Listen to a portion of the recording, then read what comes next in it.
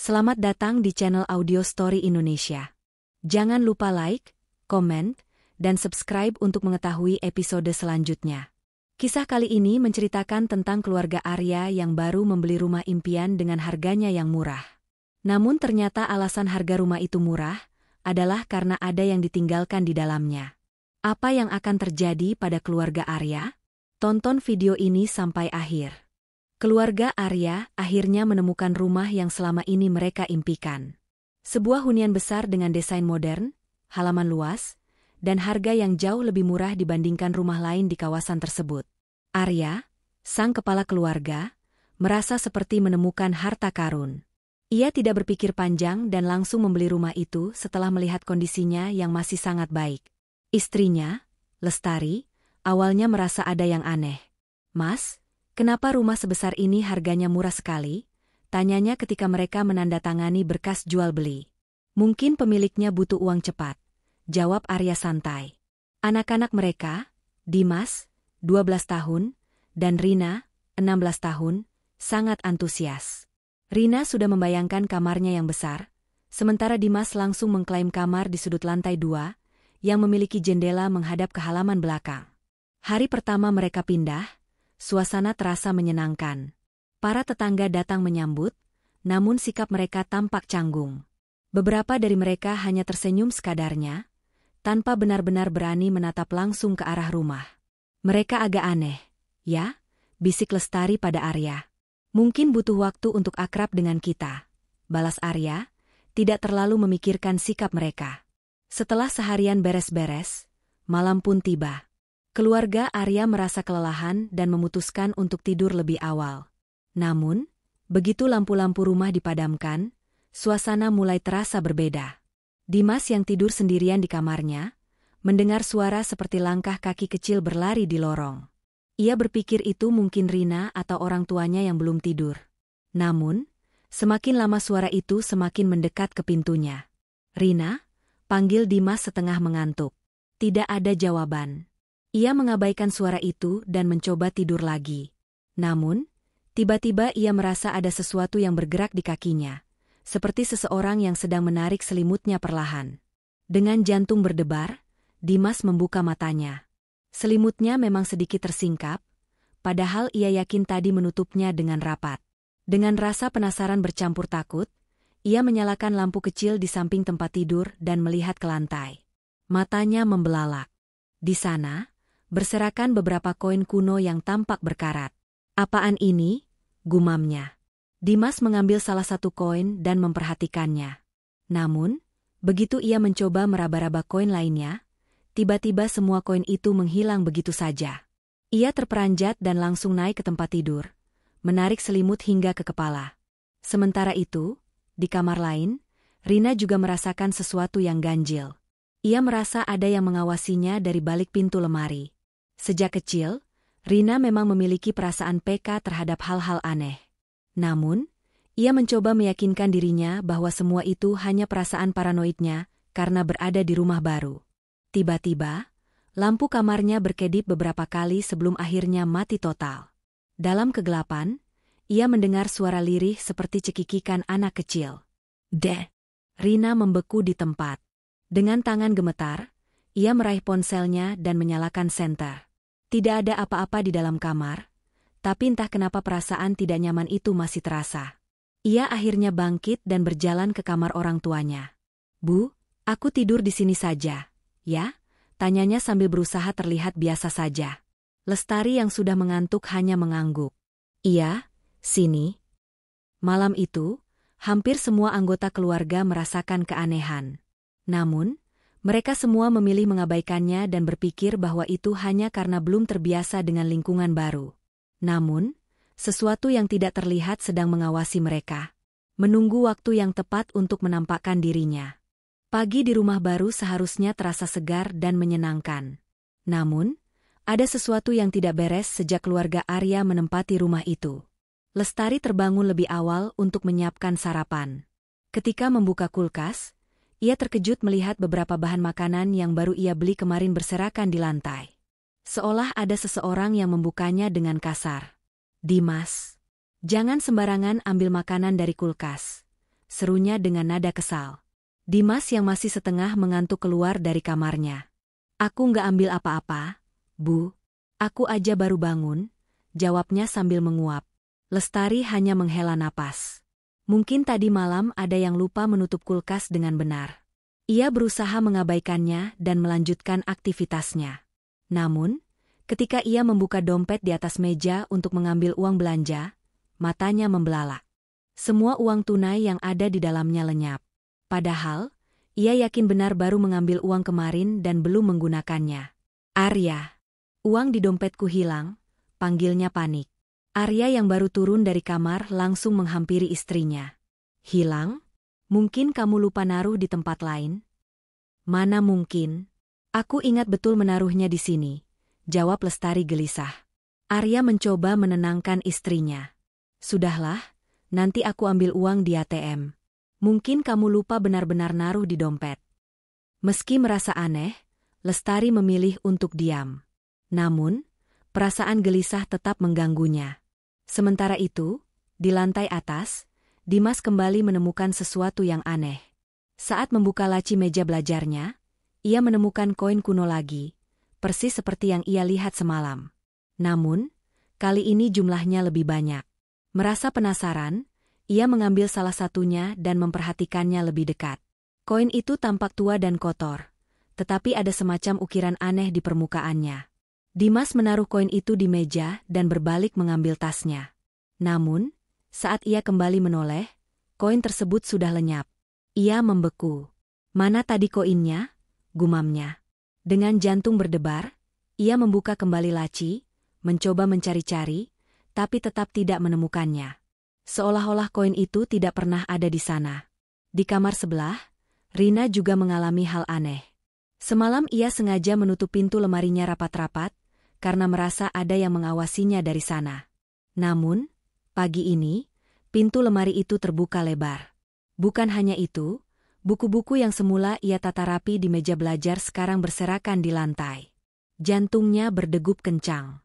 Jangan-jangan Dimas iseng lagi. Ia keluar kamar dan menghampiri adiknya yang sedang bersiap-siap. Dimas, kamu masuk kamarku tadi malam? Tanyanya ketus. Dimas mengernyit bingung. Enggak. Aku aja takut tidur sendiri semalam. Jawaban itu membuat Rina semakin merinding. Kalau bukan Dimas, lalu siapa? Malam harinya, ketegangan di rumah semakin terasa. Kali ini, suara langkah kaki kecil kembali terdengar di lorong. Kali ini lebih jelas dan lebih cepat.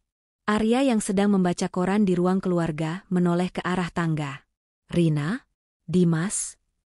Tidak ada jawaban. Ia bangkit dan berjalan ke arah suara itu. Begitu sampai di tangga, ia melihat sesuatu yang membuatnya bergidik ngeri. Sesosok kecil berkulit merah berlari cepat di sudut lorong, sebelum menghilang di balik salah satu kamar. Arya terpaku. Tubuhnya mendadak kaku, keringat dingin membasahi punggungnya. Ia yakin matanya tidak salah lihat. Sosok itu memiliki kepala botak mengkilap, tubuh pendek, dan mata besar berwarna hitam pekat. Dengan napas tercekat, ia berjalan pelan menuju kamar yang tadi menjadi tempat menghilangnya sosok itu. Ternyata, kamar itu adalah kamar Dimas. Arya menguatkan diri dan membuka pintu kamar pelan-pelan. Tidak ada siapa-siapa. Dimas terlihat sudah tertidur pulas. Namun, saat Arya melangkah masuk, matanya menangkap sesuatu di lantai. Koin kuno. Arya menatap koin itu dengan waspada. Ia memungutnya, tetapi seketika tangannya terasa dingin dan berat. Koin itu seperti menempel di kulitnya, menghisap panas tubuhnya. Merasa ketakutan, ia buru-buru menjatuhkan koin itu dan mundur. Napasnya memburu, dadanya berdegup kencang. Malam itu, ia tidak bisa tidur. Bayangan sosok kecil berkulit merah itu terus menghantuinya. Ia mulai sadar bahwa ada sesuatu yang salah dengan rumah ini. Sesuatu yang bersembunyi dalam kegelapan, mengawasi mereka, menunggu waktu untuk mengganggu mereka lebih jauh. Setelah beberapa hari menempati rumah baru, keluarga Arya mulai terbiasa dengan suasana di sana, meskipun berbagai kejadian aneh masih terus menghantui mereka.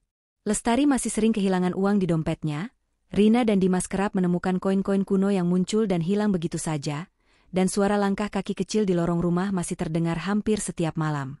Namun, mereka semua memilih untuk mengabaikan kejadian-kejadian itu. Mereka meyakinkan diri bahwa ini hanyalah perasaan tidak nyaman karena baru pindah rumah.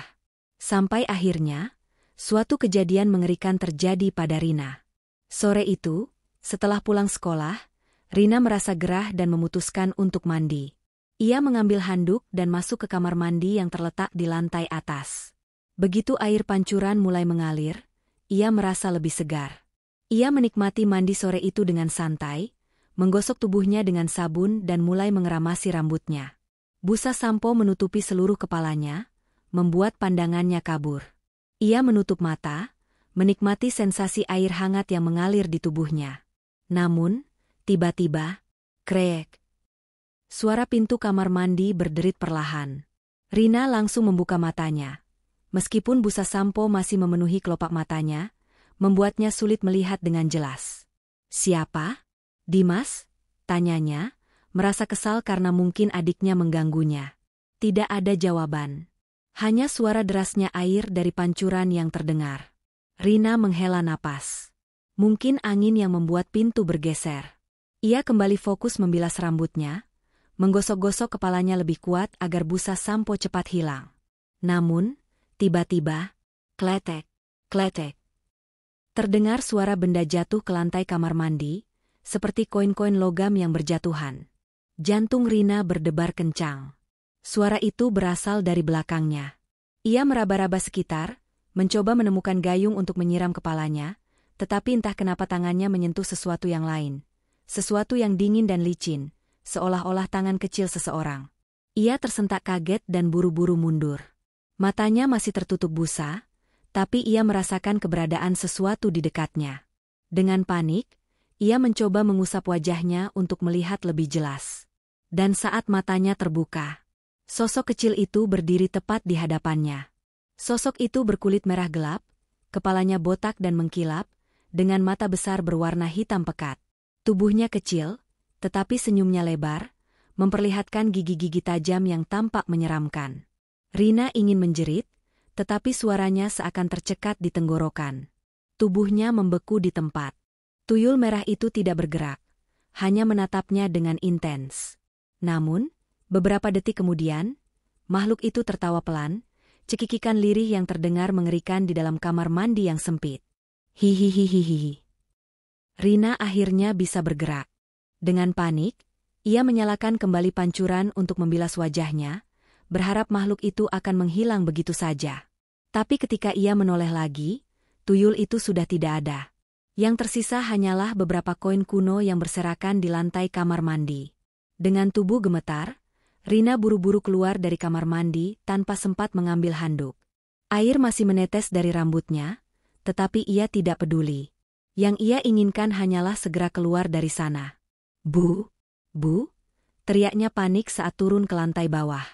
Lestari yang sedang memasak di dapur langsung berlari ke ruang tamu, begitu mendengar teriakan putrinya. Arya dan Dimas yang sedang menonton TV juga ikut panik. "Rina, kenapa kamu basah kuyup begini?" tanya Lestari khawatir. Rina masih terengah-engah, tubuhnya gemetar hebat. "Di kamar mandi, ada tuyul," katanya dengan suara terbata-bata. Semua orang terdiam.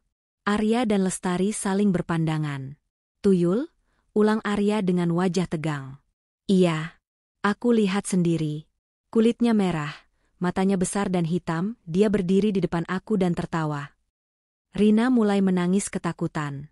Dimas yang mendengar itu langsung merinding. "Jangan-jangan itu makhluk yang aku dengar di lorong waktu malam," katanya lirih. Lestari menelan ludah, lalu mengusap kepala putrinya yang masih basah. "Tenang, Nak. Mungkin kamu cuma berhalusinasi karena busa sampo menutupi matamu." Rina menggeleng cepat. "Aku tidak mungkin salah lihat, Bu. Aku melihatnya dengan jelas. Dan di lantai kamar mandi ada koin-koin tua." Mendengar kata koin, Arya tiba-tiba teringat sesuatu. Ia mengambil sesuatu dari saku celananya dan memperlihatkan koin kuno yang ia temukan di kamar Dimas semalam. "Apakah ini koin yang kamu maksud?" tanyanya. Rina menatap benda itu dengan ngeri. "Ya, itu mirip sekali dengan koin yang aku lihat di kamar mandi." Suasana langsung menjadi tegang. Kini mereka semua sadar bahwa kejadian-kejadian aneh ini bukan sekadar imajinasi. Ada sesuatu yang nyata dan berbahaya di rumah ini. Sesuatu yang tidak ingin mereka abaikan lagi. Malam itu, keluarga Arya berkumpul di ruang tamu. Mereka mulai membicarakan semua kejadian aneh yang terjadi sejak mereka pindah ke rumah ini. Aku rasa, rumah ini menyimpan sesuatu, kata Arya serius. Tapi, kenapa? Kenapa tuyul itu ada di sini? Apa hubungannya dengan rumah ini? Tanya Lestari ketakutan. Arya menghela napas. Kita harus mencari tahu sejarah rumah ini. Aku merasa ada sesuatu yang tidak beres. Dimas tiba-tiba teringat sesuatu. Tetangga kita. Mungkin mereka tahu sesuatu tentang rumah ini. Semua setuju. Mereka tidak bisa tinggal di rumah ini tanpa mengetahui apa yang sebenarnya terjadi. Namun, mereka belum tahu bahwa jawaban yang akan mereka temukan justru lebih mengerikan dari yang mereka bayangkan. Malam itu, setelah kejadian mengerikan di kamar mandi, keluarga Arya tidak bisa tidur nyenyak. Suasana rumah terasa lebih mencekam dari sebelumnya. Bahkan, suara-suara aneh kembali terdengar, langkah kaki kecil di lorong, bisikan lirih di sudut ruangan, dan sesekali terdengar suara tawa kecil yang menggema di kegelapan. Keesokan paginya, Arya memutuskan untuk mencari tahu lebih dalam tentang sejarah rumah yang mereka tempati. Ia tidak bisa lagi mengabaikan kejadian-kejadian aneh ini, terutama setelah mendengar pengakuan Rina tentang tuyul merah yang menampakkan diri di kamar mandi. Mas, kita harus cari tahu siapa pemilik rumah ini sebelumnya, kata Lestari dengan wajah penuh kekhawatiran. Arya mengangguk. Aku akan bertanya ke tetangga. Mungkin mereka tahu sesuatu. Tanpa membuang waktu, Arya dan Lestari keluar rumah dan mendatangi rumah tetangga terdekat. Mereka mengetuk pintu rumah Pak Rahmat, seorang pria parubaya yang tinggal di seberang jalan. Tak lama kemudian, pintu terbuka. Pak Rahmat menatap mereka dengan raut wajah sedikit canggung, seolah sudah bisa menebak tujuan kedatangan mereka. Pak Rahmat, kami ingin bertanya tentang rumah yang kami tempati sekarang. Apakah Bapak tahu sesuatu? Tanya Arya hati-hati. Pak Rahmat terdiam sejenak. Matanya melirik ke arah rumah mereka, lalu kembali menatap Arya dan Lestari dengan ekspresi serius. Kalian sudah mulai merasakan gangguannya, ya?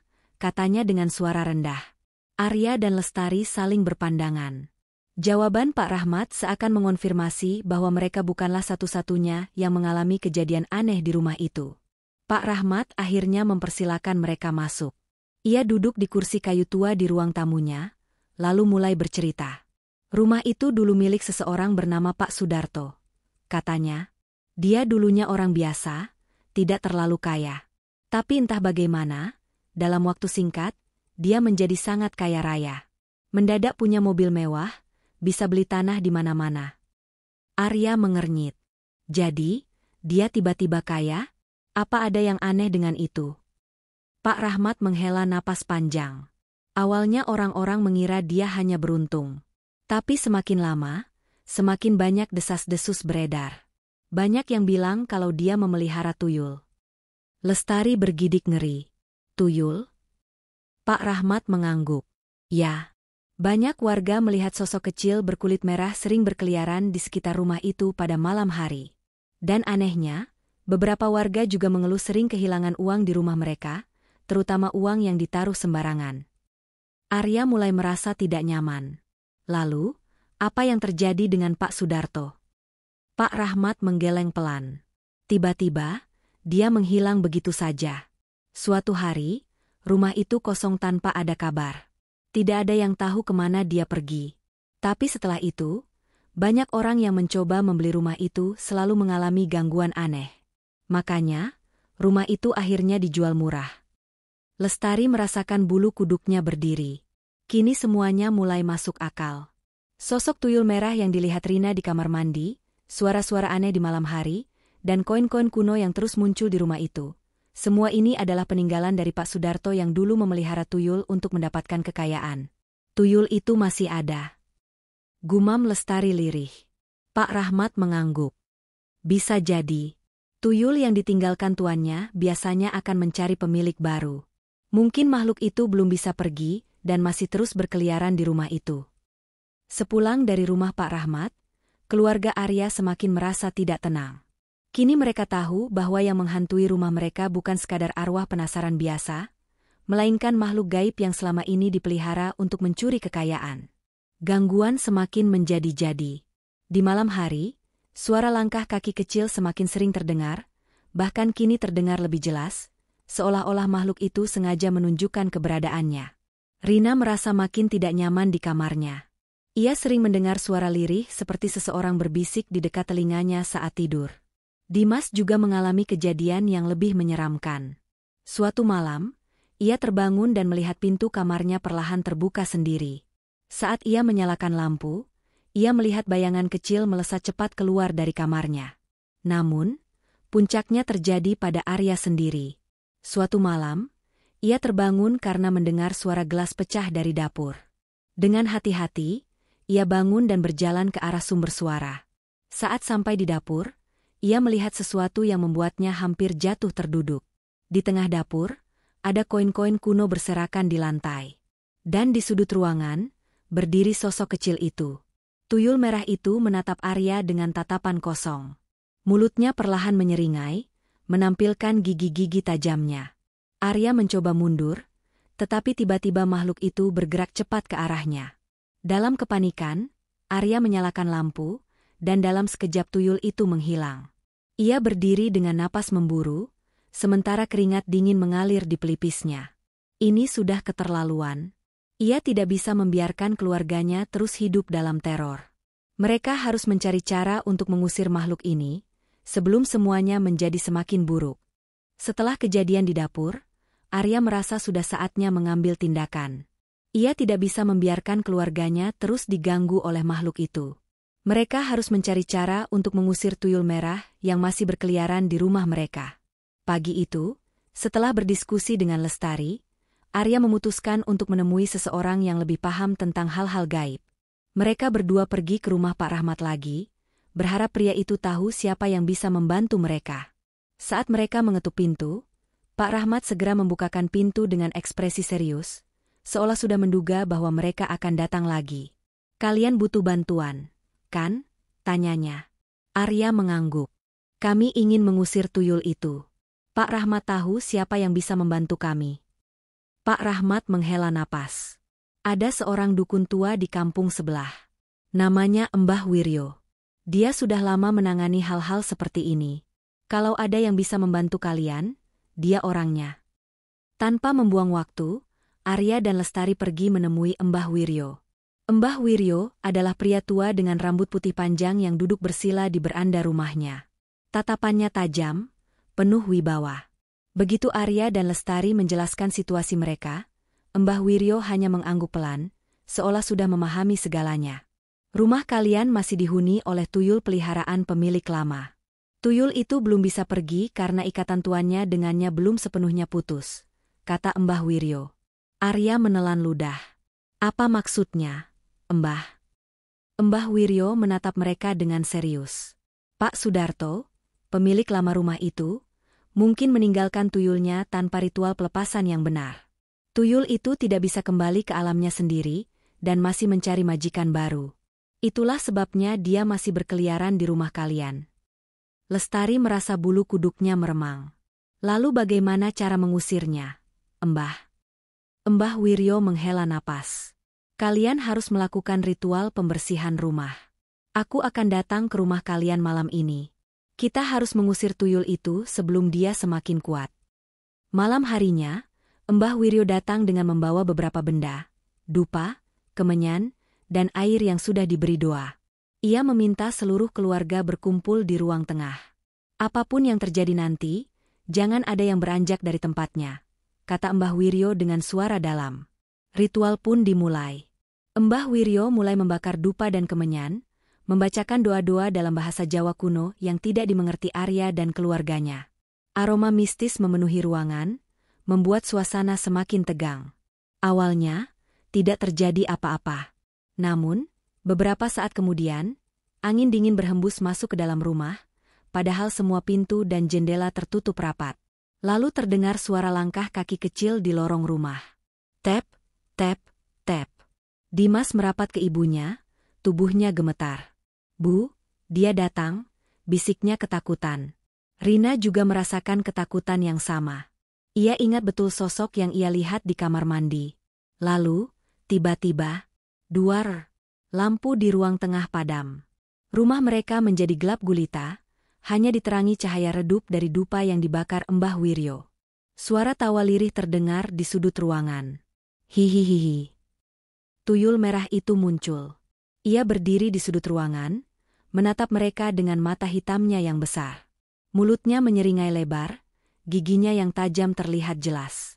Mbah Wiryo tetap tenang. Ia mengambil air doa dan mulai memercikannya ke sudut ruangan. Tuyul itu mengeluarkan suara jeritan kecil, lalu berlari cepat ke sudut lain. Namun, Mbah Wiryo tidak berhenti. Ia terus membaca mantra dan memercikan air suci ke seluruh penjuru rumah. Tuyul itu semakin gelisah.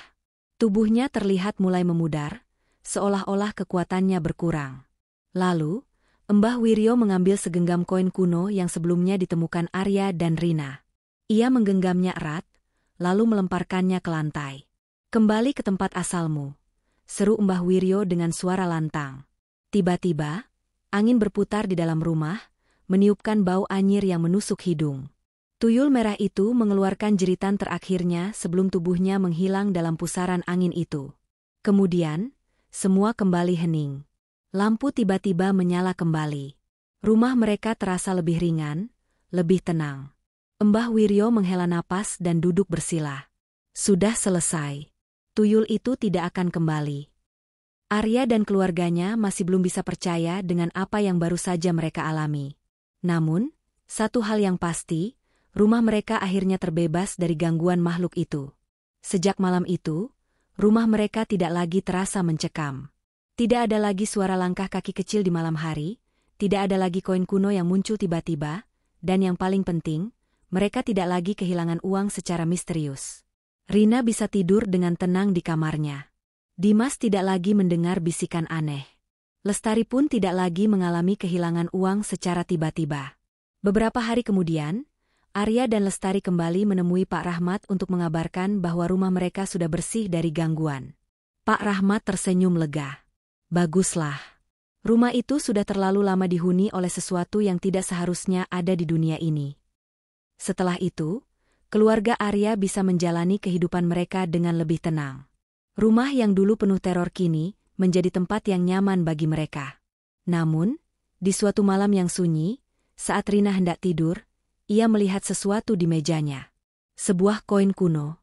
Jantungnya berdegup kencang. Namun, saat ia menoleh ke arah lain dan kembali melihat meja, koin itu sudah menghilang. Mungkinkah? Terima kasih sudah menonton video ini. Sampai jumpa di video selanjutnya.